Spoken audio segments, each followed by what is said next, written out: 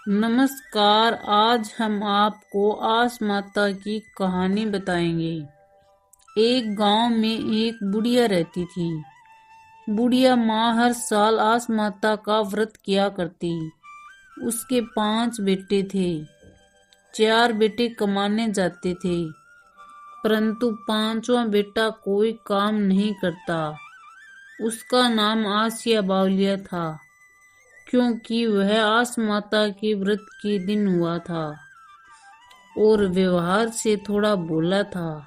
उसका एक नियम था कि वह दिन में एक ही समय भोजन करता था और अपने भोजन करने से पहले एक ब्राह्मण को भोजन करवाकर दान दक्षिणा आदि दिया करता।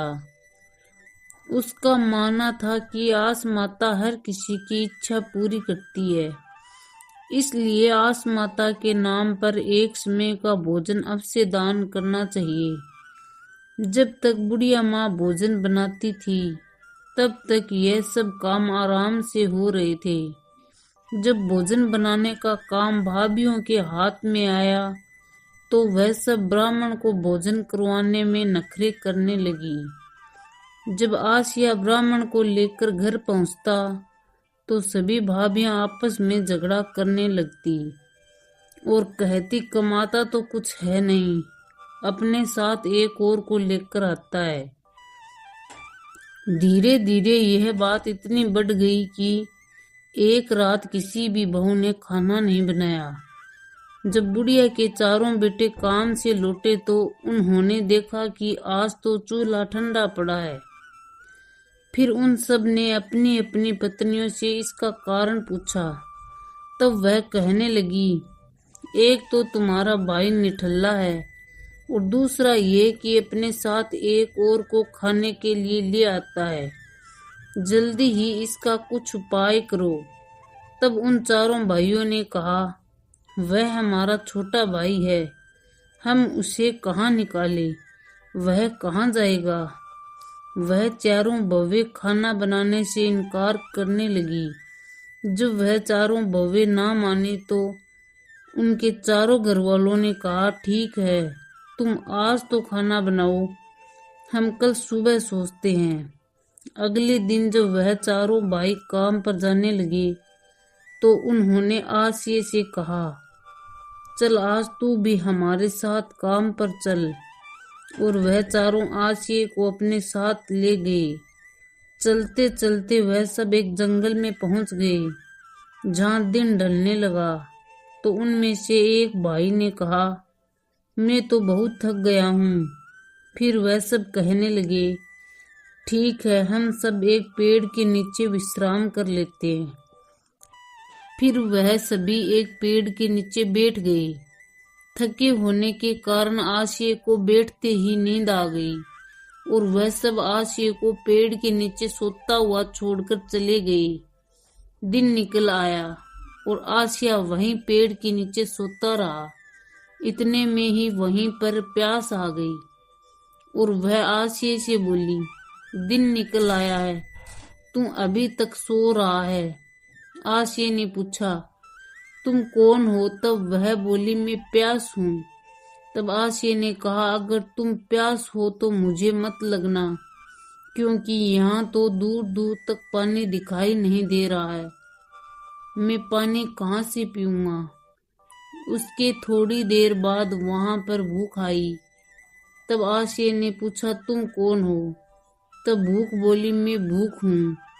तब आसिया बोला, अगर तुम भूख हो तो मुझे मत लगना, क्योंकि मेरा नियम है, जब तक मैं आस माता के नाम पर ब्राह्मण को खाना न खिलाऊं, तब तक मैं भोजन नहीं करता। अगर तुम मुझे लग गई तो मेरा नियम टूट जाएगा। उसकी बात सुनकर भूख भी वहां से चली गई। उसके बाद वहां पर नींद आई और उन्होंने आसिया को ठोकर मारी। वह बोली, मैं तेरे लग जाऊंगी। तब आसिया ने बड़े प्यार से कहा, देखो, मुझे मत लगना। अगर तुम मुझे लग गई तो यहाँ जंगल में सो जाऊंगा। यहाँ शेर चित्ते आएंगे और वह मुझे सोते हुए को खा जाएंगे। आसिया की बात सुनकर नींद भी वहां से चली गई। उसके बाद आसमाता वहां पर आई और आसिया से कहा, चल उठ, यहाँ क्यों पड़ा है। तब आसिया ने कहा, अब तुम कौन हो। तुझसे पहले 3 आई, मैंने तीनों को भगा दिया। तब आसमाता बोली, मैं आस हूँ जिसकी तेरी माँ पूजा और व्रत करती है। आसमाता की बात सुनकर आसिया खड़ा हो गया।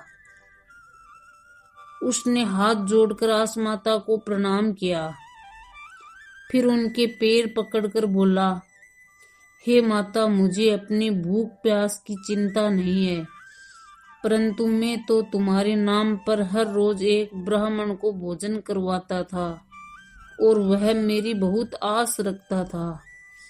हे माता, मुझ पर कृपा करो, मेरा यह नियम ना टूटे। आसिया की बात को सुनकर आसमाता बोली, इस जंगल को पार करके तुम दूसरे राज्य में जाओ। वहां के राजा को जुआ खेलने का शौक है, वह जुए में किसी से नहीं हारता। वहां पहुंचकर तुम उस राजा के साथ जुआ खेलना और मेरी कृपा से तुम राजा को जुए में जीत जाओगे और तुम्हें राजा का राजपाट मिल जाएगा। इतना कहकर आसमाता अंतर ध्यान हो गई। आसिया आसमाता का आशीर्वाद लेकर उनके कहे अनुसार दूसरे राज्य में चला गया। वहां पहुंचकर उसने देखा कि सारी प्रजा राजमहल की तरफ जा रही है। तब उसने एक आदमी को पूछा कि तुम सब कहाँ जा रहे हो। तब वह बोला, आज हमारा राजा दूसरे देश के राजा के साथ जुआ खेलेगा, हम सभी जुए का खेल देखने जा रहे हैं। आसिया भी उनके साथ राजमहल चला गया।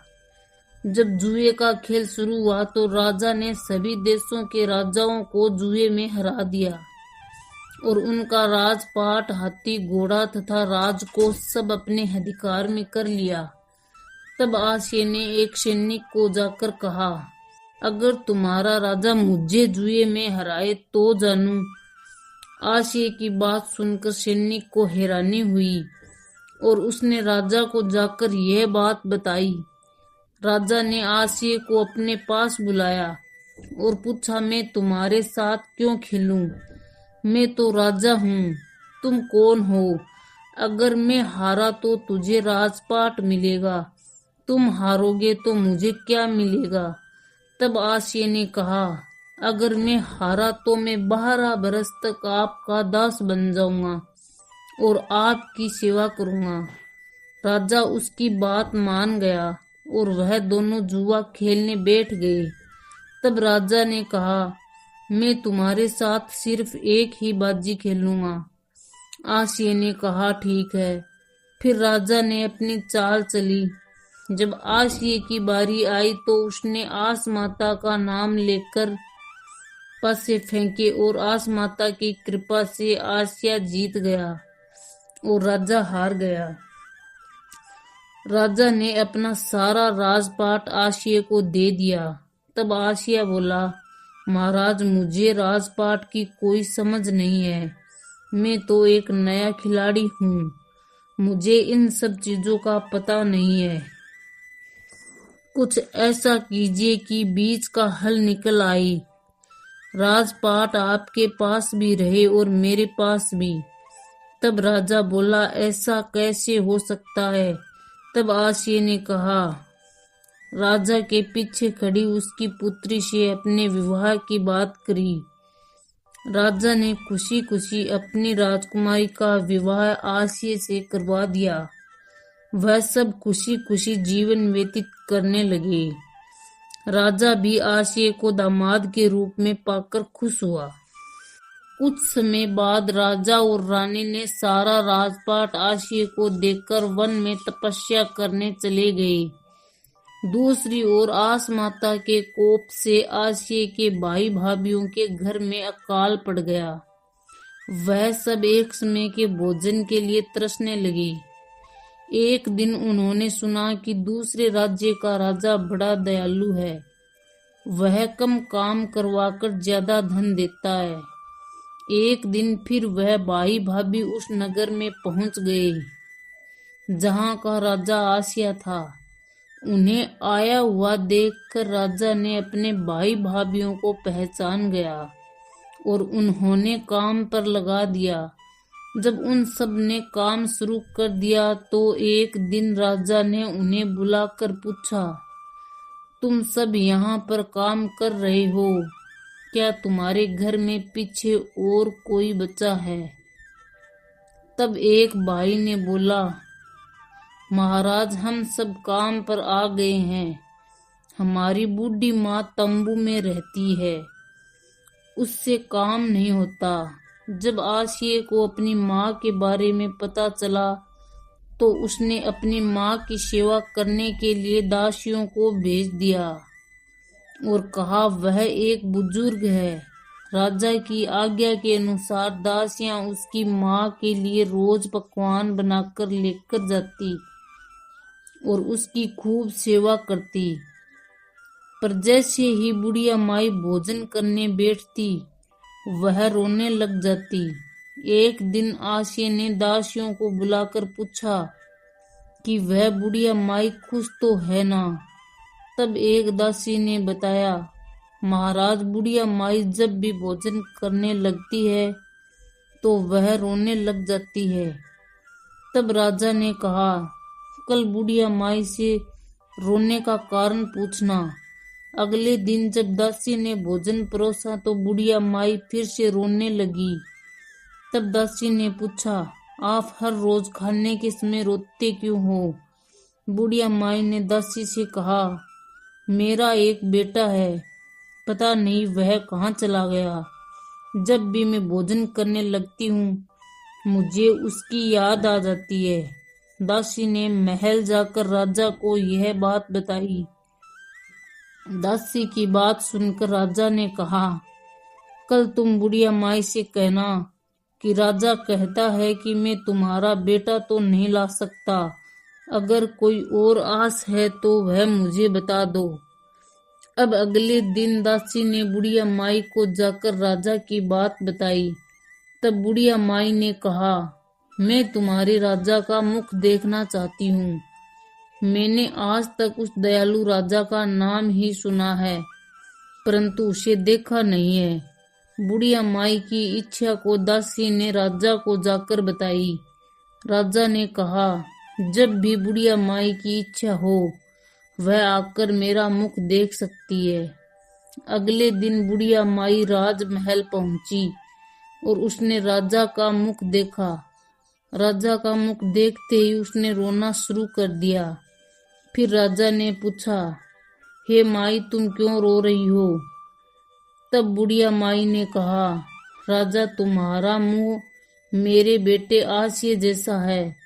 मुझे ऐसा लग रहा है जैसे आप ही मेरे बेटे हो। बुढ़िया माई की बात सुनकर राजा ने अपना मुकुट उतारकर अपनी माँ के चरणों में रख दिया और कहा, माँ मैं तेरा ही बेटा हूँ। तू आस माता की पूजा और व्रत करती और मैं ब्राह्मण को भोजन करवाता था। यह सब आस माता का ही आशीर्वाद है जिस कारण मैं अब राजा बन गया हूँ। बुढ़िया माई ने अपने बेटे को गले से लगा लिया और भाई भाभीयों ने अपने किए की माफी मांगी। फिर सारे परिवार ने मिलकर खुशी खुशी आस माता के व्रत का उद्यापन किया। हे आस माता, जैसी आपने आसिया पर कृपा की, उसे राजपाट दिया, वैसा ही इस कथा को सुनने पढ़ने और हुंकारा भरने वाले सब पर अपनी कृपा बनाए रखना। बोलो आस माता की जय। वीडियो अच्छी लगी हो तो लाइक करें और इस चैनल पर पहली बार आए हैं तो सब्सक्राइब करें।